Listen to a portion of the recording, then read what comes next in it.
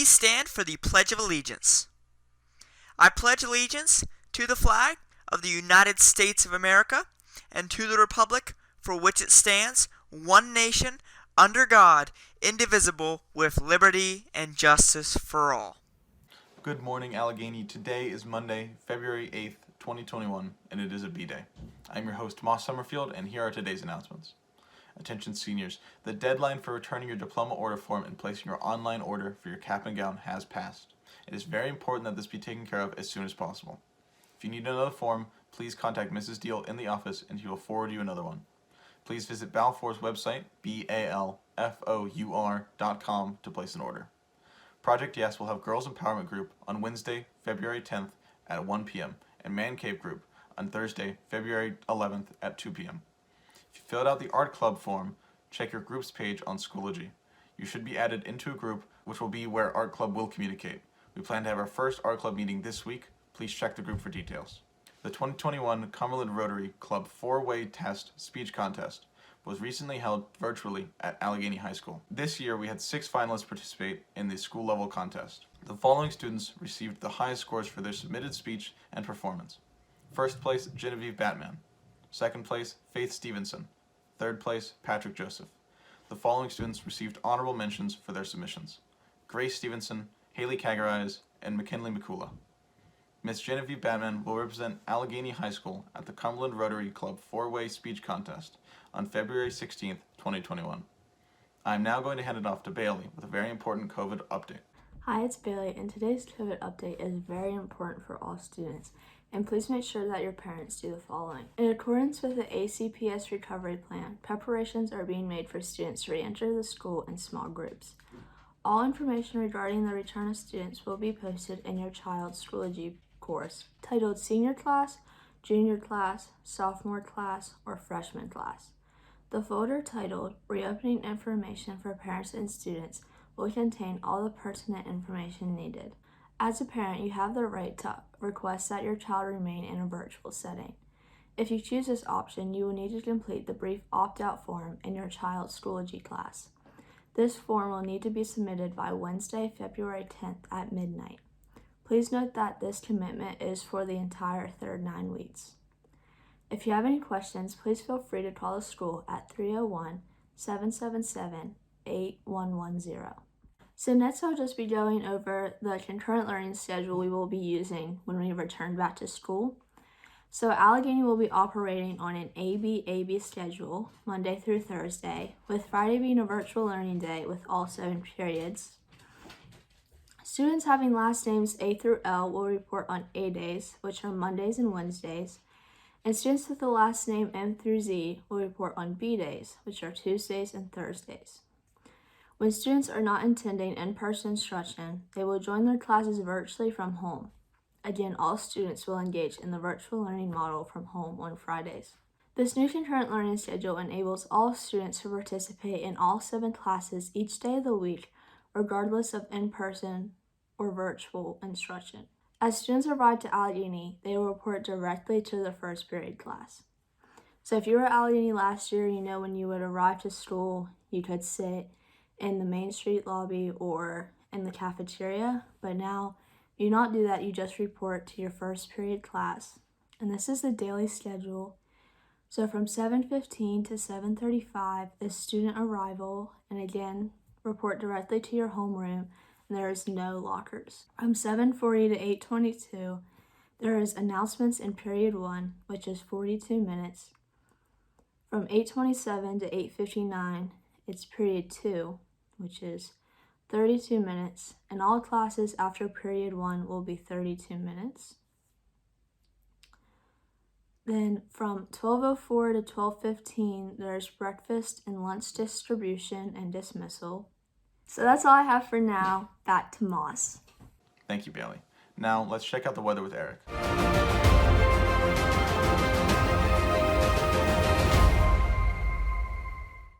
Hey everyone, I'm here at Allegheny College of Maryland, and some seniors here at Allegheny have probably already applied and are getting scholarships and grants all together, which are all typical things to do for your senior year. I'm trying to get to Frostburg State University and Penn State University to earn my meteorology degree. So we'll just have to see how that all works out. And here's your 5-day weather forecast. Today, mostly sunny skies are expected during the day, and then clouds are expected to increase, becoming mostly cloudy tonight. Going to tomorrow, mostly cloudy skies are expected during the day tomorrow and tomorrow night. And there is a chance of rain showers during the day tomorrow. If there is some lingering cold air, we could see a light wintry mix. But right now it appears to be a slight chance. So you're just going to have to just seek further information on that from your local weather sources. I don't really have much information today. So going to Wednesday, Thursday, and Friday. Alright, so it's still up in the air. A lot can change. But there is a good chance of snow and wintry precipitation Wednesday, Thursday, and Friday. So specifics are still not known. The track of the systems, the intensity of the systems, whether it's all snow or maybe a mix of other different type of wintry precipitation types, it's still all up in the air. So you need to be following your local weather sources. Remember, I have weatherfix.net on Facebook, and you can always go to www.weather.gov. That is the official National Weather Service site, and they provide official weather forecasts there. So again, just stay weather aware this week. Continue to check the forecast frequently, and we'll just have to see how this week pans out. On Sunday, February 7th, during the morning, we saw some snow, and we were able to get an inch of snowfall in Westside Cumberland. And here is a short video compilation of my coverage of that event. Stay tuned.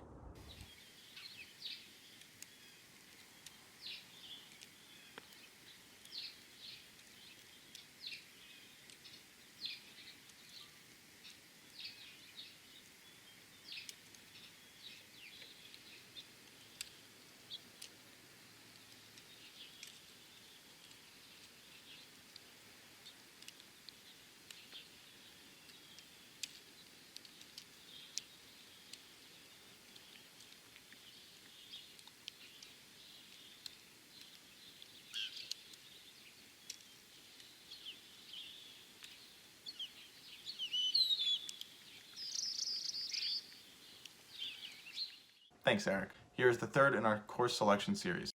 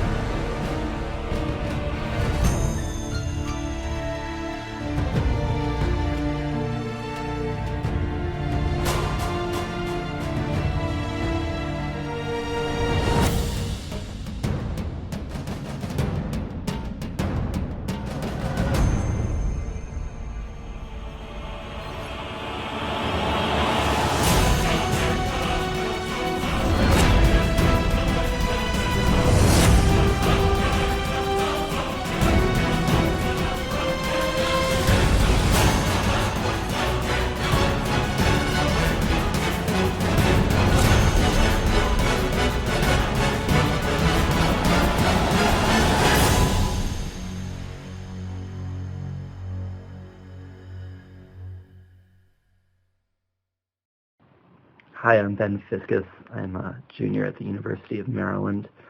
I'm here to tell you a little bit about the AP Human Geography course at Allegheny. I took this as a senior. It was taught by Mr. White, and I think he did a tremendous job conveying the course material. During the year, we learned about everything from human movement, migration, development, and land agricultural use and how language is developed. It was really fascinating, and I think it was very straightforward to study for on the test. I did well there, and I think most schools have some course that correlates to it, so you can get an elective knocked off or even be on a track to get a minor in a geography field. Now, on to sports with David to get a recap on the Super Bowl.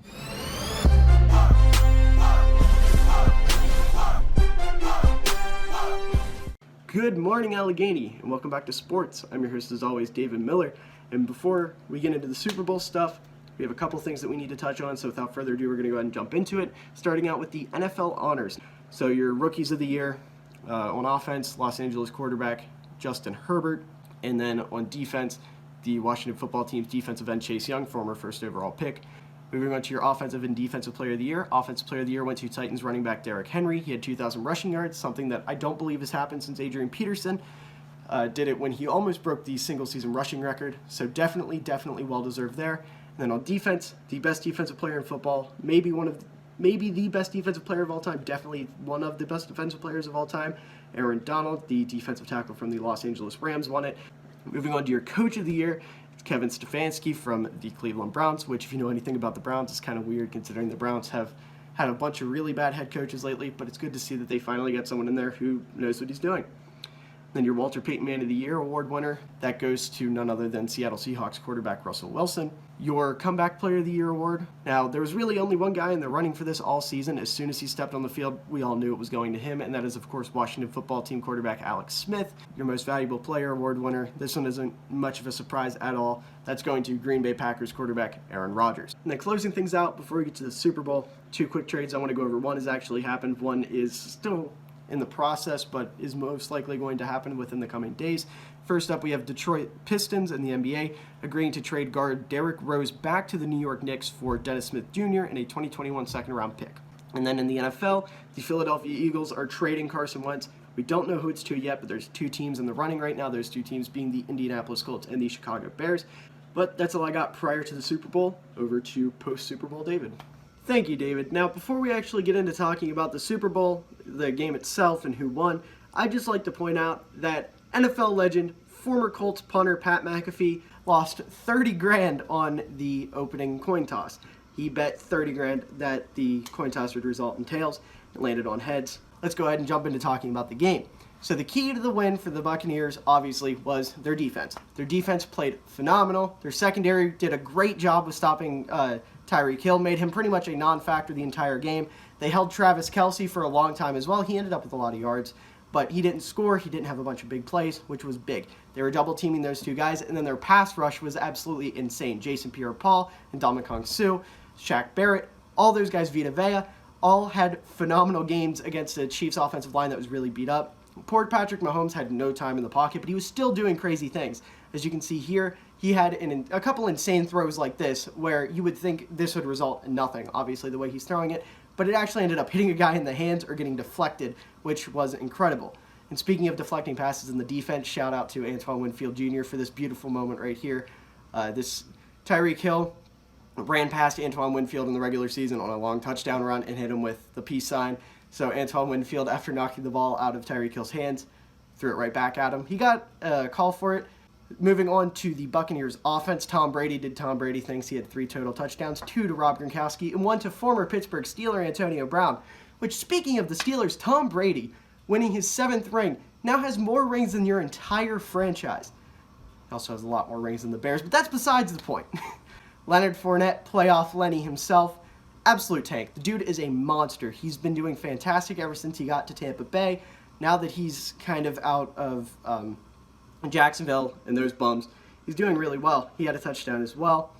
Tom Brady and Rob Gronkowski surpassed Joe Montana and Jerry Rice for most touchdowns with a quarterback-receiver duo in NFL history. Penalties were a big thing for the Chiefs in this game. A couple fun facts at the end of this game. As I mentioned before, Tom Brady now has his 7th Super Bowl ring, which is not only more than any other player of all time, but also more than any team of all time. Bruce Arians, at the age of 68, also became the oldest coach in NFL history to win a Super Bowl. Tom Brady, at the age of 43, is now obviously your oldest Super Bowl MVP of all time. And then just a couple things not necessarily related to the play itself, but the game. Super Bowl halftime show, my opinion, horrible. I love The Weeknd. The dude is very talented, but the halftime show was just kind of weird and boring. And then as far as Super Bowl ads go, this might be an unpopular opinion, but my favorite ad by far was the State Farm ad, just because seeing Paul Rudd try to throw a football is the greatest thing I've ever seen. I was also a big fan of the DoorDash ad with Daveed Diggs and Big Bird and all the people on Sesame Street, and the the Cheetos ad with Ashton Kutcher, his wife Mila Kunis, and none other than R&B sensation Shaggy doing a parody of It Wasn't Me. That was also phenomenal. And finally, just a quick moment of silence, a rest in peace for the Bud Knight. We lost a great soldier during the Bud Light commercial this year as well. But anyways, that's all I got. I hope you all stay safe, stay healthy, wear your masks, wash your hands, social distance if you have to go out, but try to avoid going out. And back to whoever's hosting. Thanks for watching. Please stay safe and remain healthy. We will see you here for more AML on Thursday.